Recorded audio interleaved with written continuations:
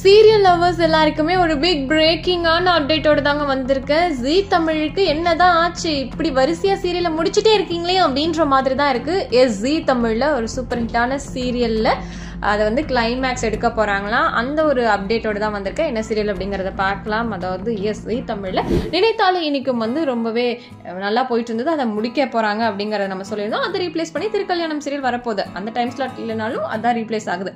இது ஒரு பக்கம் இருக்கு. இப்ப என்ன சீரியல்னா, நான் பிரைம் டைம்ல 3 மணிக்கு போயிட்டு இருக்க மௌனம் பேசியதே சீரியலை தாங்க முடிக்க போறாங்களாம். ஆக்சுவலி இந்த சீரியலை எக்கச்சக்க டைம் சேஞ்ச் பண்ணியிருக்காங்க. ஆனா இப்ப பாத்தீங்கன்னா கிளைமேக்ஸ் ஷூட்டு எடுத்து முடிக்க போறாங்களாம். அந்த ஒரு அப்டேட்டை தான் அதுல இருக்க ஆக்ட்ரஸே சொல்லியிருக்காங்க. ஆக்சுவலி இந்த சீரியல்ல பாத்தீங்கன்னா ஆல்ரெடி 2 ஹீரோயின்ஸ் சேஞ்ச் பண்ணியிருந்தாங்க. இப்ப ஃபௌசி ரொம்பவே அழகா பண்ணிட்டு இருக்காங்க. ஏன் இப்படி சடனா முடிக்கிறீங்க அப்படின்ற ஒரு கருத்து தான் எல்லாருக்குமே இருக்குது அப்படின்னு சொல்லும். ஸோ இதுல ஆக்ட் பண்ற ஆக்ட்ரஸ் கிருபா இருக்காங்க இல்லையா, அதாவது ஹீரோவோட அம்மாவா பண்றாங்க இல்லையா, அவங்க தான் இந்த அப்டேட்டை ஷேர் பண்ணியிருக்காங்க. எல்லாரும் இருக்க போட்டோவை போட்டு last day last shoot bye bye அப்படின்னு போட்டிருக்காங்க.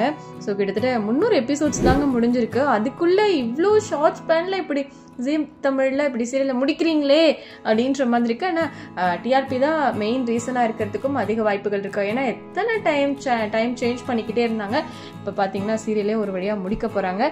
ஸோ நீங்க மௌனம் பேசுதே சீரியல் பார்த்திருக்கீங்களா? உங்களுக்கு இந்த சீரியல் பிடிக்குமா, முடிக்கலாம்னு நினைக்கிறீங்களா, இல்ல நினைக்கிறீங்களாங்கிறத கமெண்ட்ல சொல்லுங்க.